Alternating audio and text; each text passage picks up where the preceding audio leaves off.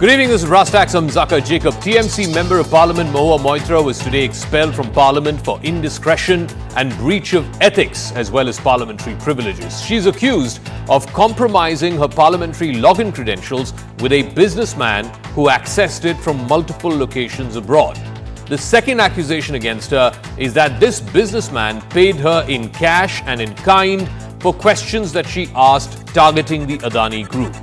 Mahua's defense is that this entire thing is simply a concoction by the powers that be because she was going after the perceived closeness between the Adani Group and the powers that be. She also says that neither was she heard fully in the ethics panel meeting, nor was she given a chance to speak in Parliament today. And all the while she maintains that no crime has been proved. So, is Mahua's expulsion from Parliament in line with parliamentary rules, a straight-up case of breach of ethics and parliamentary privileges, or is it a regressive trial?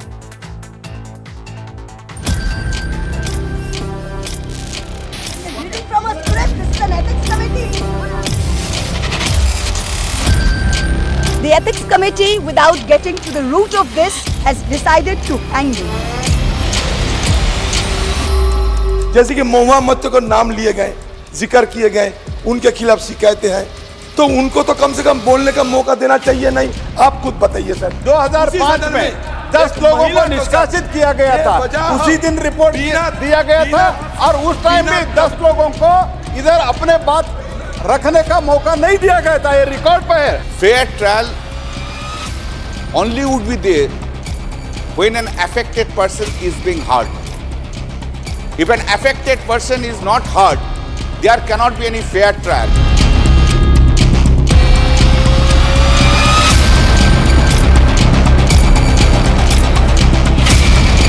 This is the vendetta politics of BJP. अनैतिकता दिखी और दायित्वपूर्ण व्यवहार नहीं दिखा और इस वजह से आज उनका लोकसभा से निष्कासन हुआ। All right, so Mahua Moitra has cried foul. She says, "Apne vastraharan dekhi liya," referring to the episode involving Draupadi in the Mahabharat. She says the ethics panel has punished her without going into the root of the matter. That the ethics panel, one of her contentions is that the ethics panel refused to summon Darshan Hiranandani, basis whose testimony or basis whose statement she was being pilloried by the ethics panel. There is no evidence, she claims, of any cash or gifts changing hands in lieu as a quid pro quo for questions asked in Parliament. There are no rules, according to her, on the sharing of login credentials, and even if that is the basic allegation against her, that is not a crime for which she needs to be expelled from Parliament. She's also gone on to say that this is a kangaroo court, it has exposed the breach of process, and that the ethics panel, she contends, has no power to expel a sitting member of Parliament.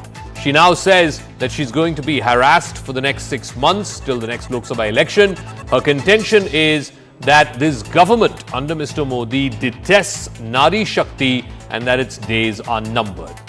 But here is the case against Mahua Moitra as has been laid out by the Parliament's ethics panel.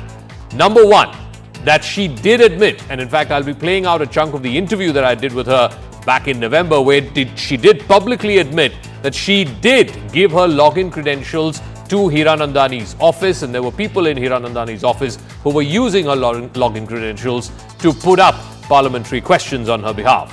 Number two, that typing facilities from Hiranandani's office, that is seen as a weak excuse by the ethics panel that went into this case. Number three, that Darshan Hiranandani's admission was that he was giving her expensive gifts and he did so for questions that she asked, and his intention behind that was to seek a business advantage. In fact, the whole point of his relationship, his friendship with Mahua Moitra was to seek a business advantage. Number four, the login credentials. It's not bad enough that the login credentials were compromised, somebody other than the MP's staff were using it, but it was operated on 47 occasions from Dubai and multiple other occasions from different locations abroad. Now, the Parliament website is a high security website. It is a high security portal. The fact that it was logged onto on multiple occasions from foreign servers, that the ethics panel has also contended is a national security question. And number 5, that login gave access not just for the staff of Darshan Hiranandani to file or upload questions on Mahua's behalf. What it did give access to them was draft bills, minutes of the meetings of committees that she was part of. She was part of the IT committee and other committees, all of which was not in the public domain. And number 6, the breach of NIC protocols by grant of login to an unvetted individual. Now, the BJP is also taking a direct shot at Mamata Banerjee, who has come out in Mahua's defense. BJP leader Amit Malviya has tweeted, and this is part of our Motorola India's best 5G smartphone brands tweet of the day. Hello, Moto. This is what Amit Malviya has tweeted, that Mahua Moitra had become a face of impropriety in Parliament. Her expulsion was imminent to restore the credibility of the institution. But it is Mamata Banerjee's patronage and selective support for the delinquent MP that must be questioned. She had the state CID snooping on her, so she was aware of everything that Mahua Moitra was up to. Did she willfully allow the MP to undermine the institution of Parliament to exercise leverage on corporate houses? What did the poor of Bengal gain? That's the question from Amit Malviya, who of course has taken on Mamata Banerjee in the past and is doing so now as well. That brings us to our big debate. Is the opposition's charge of vendetta and this whole trial by media a kangaroo trial? That's the charge from Mahua as well as the India bloc parties, all of whom are solidly backing her. Is that ignoring what the ethics panel claims is an open and shut case, that there is damning evidence of breach of propriety, breach of parliamentary rules, and most importantly, breach of ethics on the part of Mahua Moitra? Hello, Moto. All right, so let's get straight to our debate. Aparajita Sarangi is a member of parliament. She's also a member of the Lok Sabha Ethics Committee, which went into this matter. So we will ask her about the charges that Mahua has made against the Parliamentary Ethics Panel. Dr. Shashi Panja is a cabinet minister in the West Bengal government. Sonal Man Singh is a Rajya Sabha MP and a Padma Vibhushan awardee. Pawan Verma, author and former diplomat, also joining us.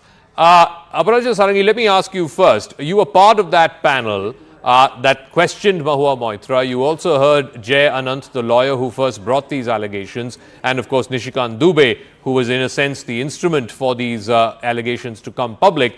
Mahua Moitra's contention is twofold. Number one, that she was not given a fair hearing at the ethics panel, and two, none of what she has done constitutes a crime, a violation of the Indian Penal Code, and therefore she says the ethics panel has no business punishing her. How would you respond to both of those charges? Parliamentary Standing Committee on Privileges and Ethics has submitted a very comprehensive report of around 500 pages to Honorable Speaker after due diligence. Now, I must say that this committee sat for 3 days and we heard the complainants, the two complainants, Jay Anand Dehadrai and Honorable MP Nishikant Dubey at length, and thereafter on the third day, on 2nd of November, we had invited Madam Mahua Moitra to come and depose before the committee. She, as we say, was given the opportunity of being heard, and I must say that she did walk in and she did speak for more than 1 hour about her own issues, about her personal life, so to say, and then thereafter there were certain questions which all of us had to ask. So the chairman of the committee started asking questions, and thereafter what happened, I think all of you have covered very well. She started fuming and fretting. She stormed out of the room. She used unparliamentary language for the chairman because she thought questions were asked because Draupadi ka Chir Haran was the intention, and all kinds of allegations were leveled by her while talking to us. Now, to say that she was not given the opportunity of being heard was far from the truth. The entire day, 2nd November, had been dedicated to listening to her. She spoke to us for more than 1 hour, and thereafter she started fuming and fretting. She lost her cool and she walked out. So what am I saying is that the allegation that she is leveling against all of us, that we have not allowed her to talk, allowed her to speak, allowed her to put forth a viewpoint, is not true. Okay. And I must say that in 2005, when 11 members of parliament had been expelled from the Lok Sabha, at that point of time also the then speaker Sri Somnath Chatterjee ji had not allowed them to speak in the Lok Sabha. The defendant is never allowed to present the case in the Lok Sabha when the matter is heard by all the members of the Lok Sabha. The only difference, and this is again Ms. Mahua Moitra's contention, the difference between the 2005 case and this case, according to her, is in the 2005 case, you had video footage of these members of parliament accepting cash from a undercover journalist which was part of the sting. And for that cash, in lieu of that cash, questions were asked. Those questions were told to those MPs. You can hear those questions in the video. You can see them take the cash.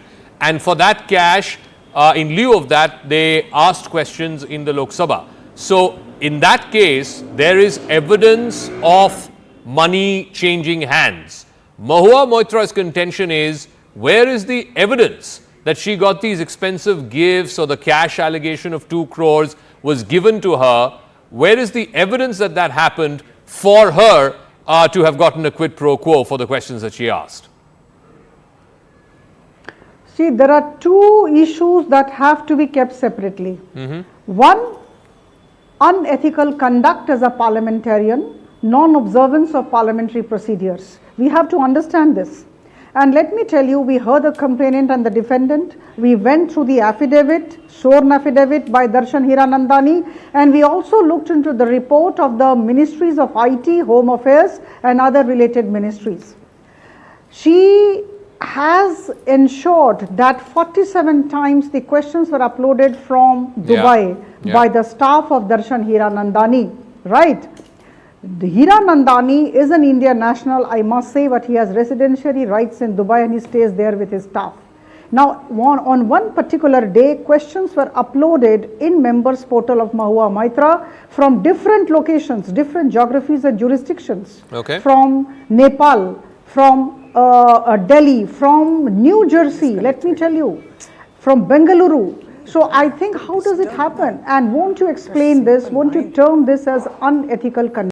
Her behavior was unbecoming of a parliamentarian, and therefore she has been expelled from the Lok Sabha because she went against the procedures. So let me ask Dr. Panja of the TMC. Conduct standards. Dr. Panja, you know, the problem is that Mahua Moitra, the TMC, the India bloc, which is now supporting Mahua, is missing the basic contention here. It's not so much the fact that she shared. All right, we'll go across to Shashi Panja in just 1 second. I believe the audio has been lost. If the audio does come back, please do inform me, and then I'll go straight across to her because she's the member of the TMC who's, of course, going to be defending Mahua. But let me ask Pawan Verma this. The charge, the graver charge against Mahua Moitra is not the fact that she shared her login credentials, but who she shared it with. By his own admission in the statement that he recorded, which was then countersigned by the High Commission there, he has said, Mr. Hiranandani, that, all right, Dr. Panja is back. Dr. Panja, the graver charge against Mahua Moitra is who she shared her login credentials with. Darshan Hiranandani says in his statement that he had a business rivalry with the Adani Group and that he was privy to information which is parliamentary privilege. You know, minutes of meetings that she attended of various parliamentary standing committees. He had access to draft copies of bills that were being discussed in the corridors of Parliament. All of these are confidential information given to a person who has a vested interest, who is a corporate rival of that very same corporate group that Mahua Moitra had been railing and ranting against. So that is the contention. It's not so much, oh, her parliamentary credentials were violated. That's fair enough. But violated by who? Who did she give it to? That is the more important part. Good evening, Jacobs. Though I missed a bit of the answer of Prajit ji, but nevertheless, I begin from where you asked. And that is, this is that very ethics committee which never sat and sat ever since July 2021. This committee never sat. Nevertheless, this is precisely the reason as to why she should have been heard. If you have these questions, and the right person to answer these questions would have been the member herself, Mahua Moitra, and that is why our leader in Lok Sabha requested the Honorable Speaker to give her a chance to speak on these allegations. You see, what happened in the Ethics Committee, much as Aparajita Di may say that she was heard, the allegation on behalf of the member, Mahua Moitra, is that she was not heard. It was already preconceived. It was already biased. The questions were malicious. The questions were disparaging. There were humiliations. And this was not related to the two allegations that cash for question, cash for query, and the login, portal logging. So if that justice was given, and if she could have given her, deposed in the committee in a comfortable way on these two allegations specifically, then I think the committee would have had a full report. No, Secondly, no, what she asked was, and Jacobs, you have been referring. Sure. No. What is her defense to those two Mr. charges? Jacobs, you have been referring. She herself has admitted login credentials were violated. And again, I keep coming back to this, yes, not violated by any Tom, Dick or Harry, admitted. violated by an interested party. Mr. Jacobs, that is why it is important that she wanted to cross-examine Mr. Heed Nandani. Okay. And if you can allow Mr. Jay to come to that committee and depose along with the member, the complainant, Mr. Nishikant Dubey, why was Mr. Heed Nandani also not called to that committee to depose? Because she also wanted to cross-examine on those very grounds. Because she has mentioned that she has shared those login ID definitely for secretarial assistance. Is somehow, do not underestimate the intellect and capabilities of the honorable member. I mean, she has questions which she framed for herself. She doesn't require anybody to frame those questions. I mean, national security, where are we heading to? National security didn't come in when the Pegasus was used to snoop on people, judiciary, political representatives. Then we didn't talk about it. Pegasus is still pending. And see just how Ethics Committee does not know what its jurisdiction is. Has it overstepped the mandate? You are saying that this should go to an investigator. The other problem for Mahua is one of optics, one of politics really. Because for the better part of the last at least a couple of years now, she has been railing and ranting against a particular corporate group. And her allegation is that that group got, favors which they were not meant to get only because of the perceived closeness of that group with the powers that be. Now, that very same accusation can be held out against her, that she too got favors, as has been alleged by Mr. Darshan Hiranandani, of expensive gifts and cash because of her perceived closeness to this corporate group. So, this whole moral high ground, grandstanding that was going on for the better part of the last year and a half, that falls through because, it's like the pot calling the kettle black. Thank you, Zaka. Let me say that what I am going to say is because I hold no brief for Mahua Moitra, or I do not suo motu condemn ab initio the Ethics Committee. But there are some aspects of the matter, the procedure and the conclusion, which I think need us all as a nation to deliberate upon. First of all, who is the original complainant in the matter? It's not a neutral person. It's not a person without mens rea. It is a person with whom she was in a personal relationship, and when that relationship soured, this person brought the complaint to a BJP MP who brought it to the notice of the Ethics Committee. Now, the Ethics Committee, in my view, gave her a chance to speak. Perhaps she should not have walked out, but I am not aware of the kind of questions that were being asked except to hear her version of them being intrusively personal. Yeah. But she did ask that as part of her defense, she should be asked to cross-examine the original complainant, which was her ex-partner Jay and Darshan Hiranandani. The question that comes before the minds of people is that while Jay was called to depose, where is Mr. Hiranandani? If there was a case of corruption where he was paying money for questions to be asked, he is equally guilty in that corruption. What action has been taken against him? Why was he not called to the committee to elaborate upon his affidavit? And why was she not allowed to cross-examine? So one. Secondly, just one clarification there, Pawanji. One clarification let me there. finish. Yes, This gentleman, Mr. Hiranandani, is not a public official. He's not holding public office. Now, yes, bribe giving and bribe taking, if that is the alleged case here, both are crimes. But the punishment to a person who is in public office, who is involved in a bribery scandal, is of a far different nature, a far different degree than a private individual. So I think that distinction needs to be made clear. True.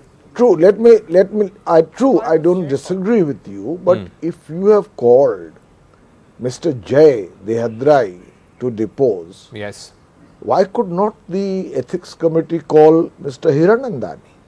Fair point. And why could they not allow in their presence to the other point that I really feel is that, you see, here a case is cash for query or gift sufficiently expensive to motivate a member to ask a question.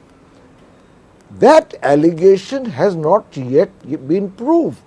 It could be proved by a further CBI inquiry, but it has not been proved. So my point is that I sometimes feel that there was an element of summary justice. I'm not saying that she is not necessarily guilty, but there was a case of summary justice. Okay. You get a complaint, next day you convene a committee, you call her once, if she walks out, you don't give her another chance, you do not give her the main accusations of the report for rebuttal, you do not allow her to cross-examine those she has asked to cross-examine, and then I think it was fair in these circumstances as different from 2005 that she be allowed to speak in Parliament before she is expelled, because the party with a whip has an absolute majority to do so. So I am just saying that in all fairness, while I do not exonerate her, these are questions that we all need to ask because they set precedents. So let me ask Sonal Mansingh. They set precedents. Two of those questions. One, that even in a legal trial, and this is the law of the land, that every accused person should be given a fair defense, the opportunity to present his or her case, right, before a judgment is arrived at. In Mahua's case, her contention is she was not given a fair defense. That's number one. And number two, I'm not even getting into, who the original complainant is, whether the original complainant had mens rea, had his relationship with her had soured, and therefore he was an interested party, he brought the case, it was a motivated case. I'm not even getting into that. But the person on whose statement this case rests, Mr. Hiranandani, who's the one who's corroborating these allegations, saying, yes, I gave her these expensive gifts, and yes, I gave her cash, shouldn't that person be called as a witness and cross-examined? I mean, that's what we do in all criminal trials, or even civil trials for that matter in this country. Why was that not done before this verdict was pronounced on her that she's guilty of breach of propriety and breach of ethics, and the judgment was arrived at to expel her from Parliament?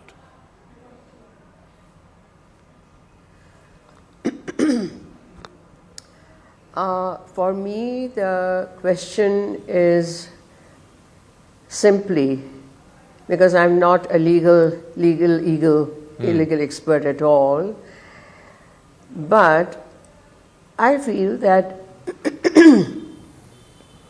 the report which was written with so many well-informed, intelligent, members of Parliament of the Ethics Committee,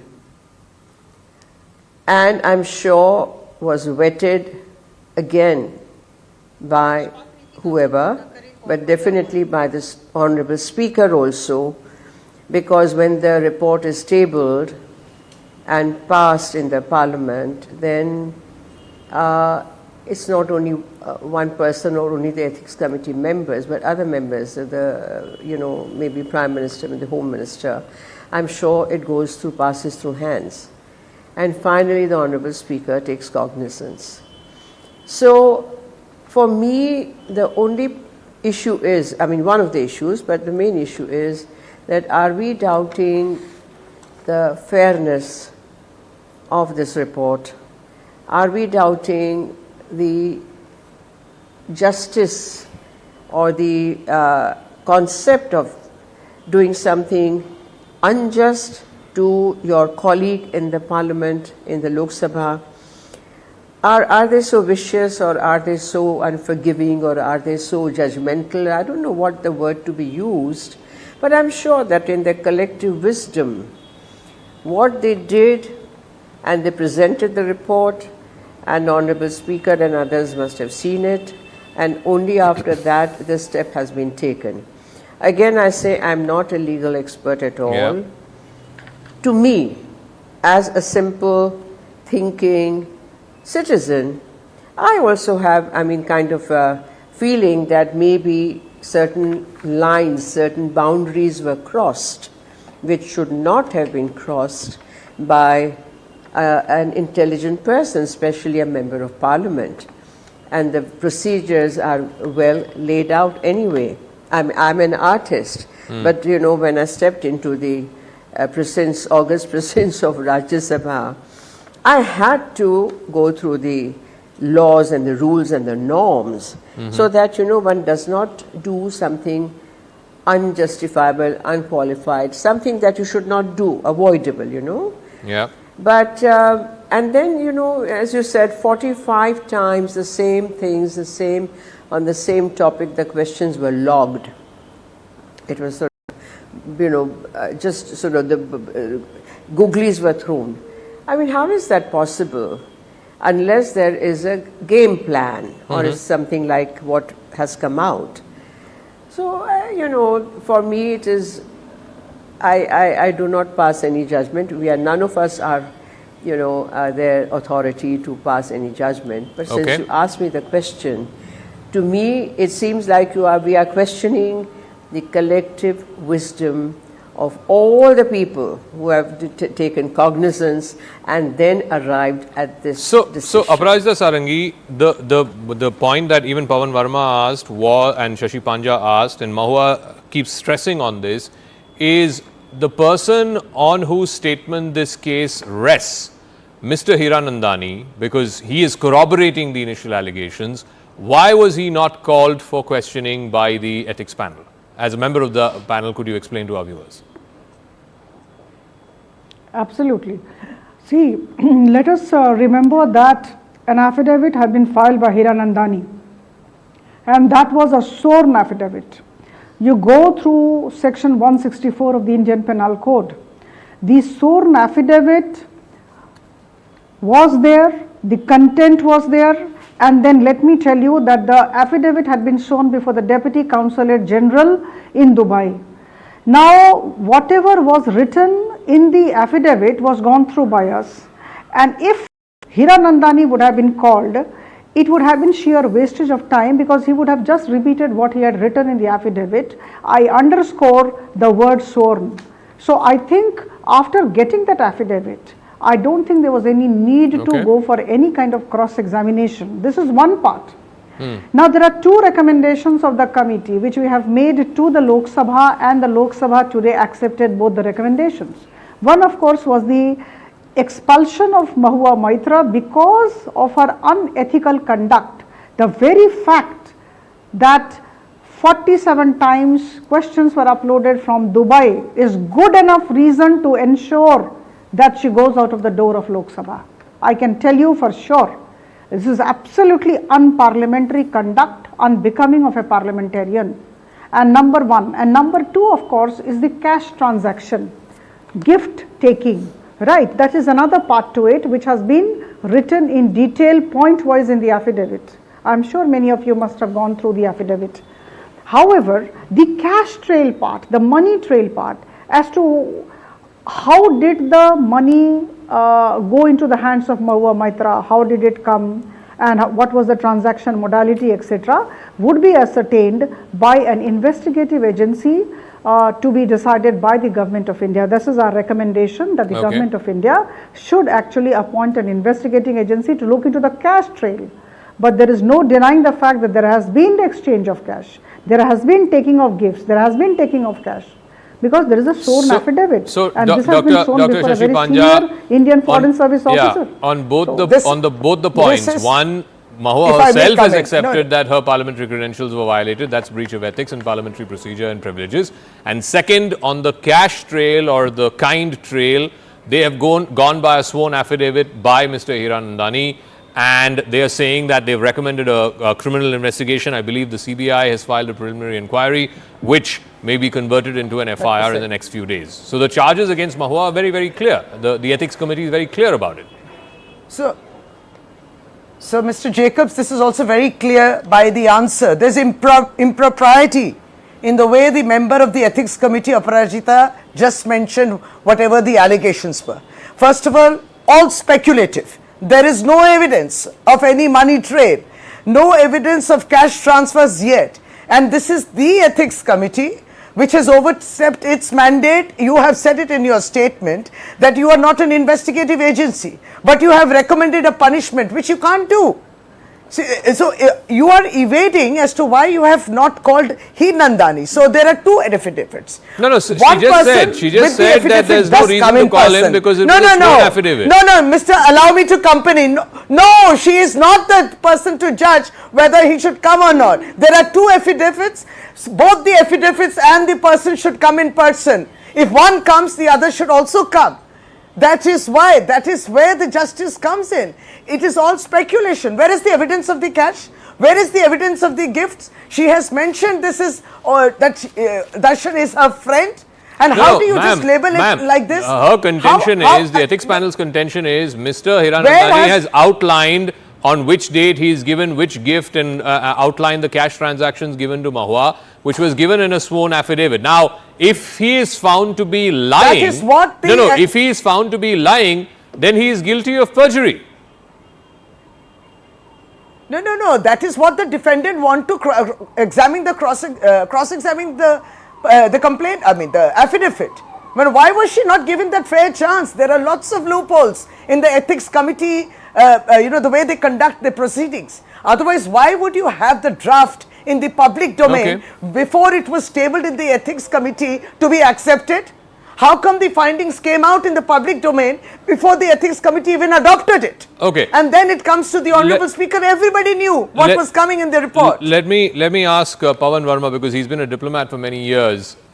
This defense that this gentleman, because he resides in Dubai, gave a sworn affidavit in the presence, I believe, of the Consul General of India, and that was signed off by IFS officers, senior IFS officers, senior diplomats of the Government of India working there. Does that defense cut eyes? So therefore, there was no reason for the panel to call Mr. Hiranandani and put him on the hot seat again. I'm afraid it's not a convincing answer.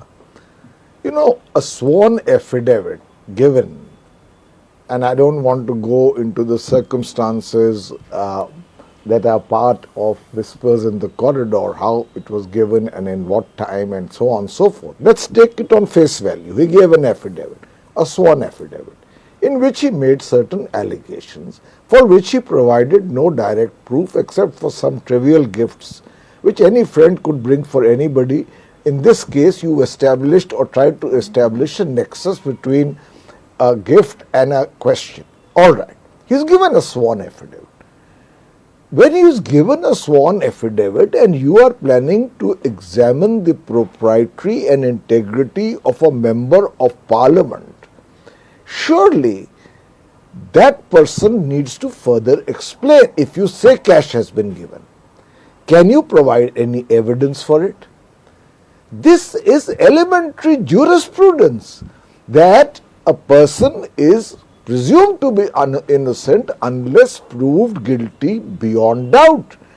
I don't think, in my humble view, that the Ethics Committee gave a chance for that, and it was selective in terms of its investigation. Okay. You call one complainant, you take the other sworn affidavit as absolute gospel truth. That Okay. it may be truth, but it deserves to be interrogated. And when the accused is asking for it to be interrogated, Okay. why should the Ethics Committee turn it down? All right. Well, let's see how this story plays out. For now, two things. One, Mahua, of course, cannot come back to Parliament from Monday because she's been expelled from the Lok Sabha.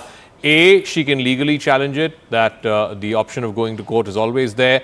And B, unless a court of law in this criminal investigation by the CBI, which I believe, like I said, a PE has been filed, which could get converted into an FIR at a later stage, unless the CBI investigation leads to a trial and that trial leads to a conviction, she is always within her options of, if her party were to give her a ticket once again in 2024 to contest from her constituency of Krishnanagar, she can always come back not to the 17th Lok Sabha but to the 18th Lok Sabha, if so the people of her constituency will.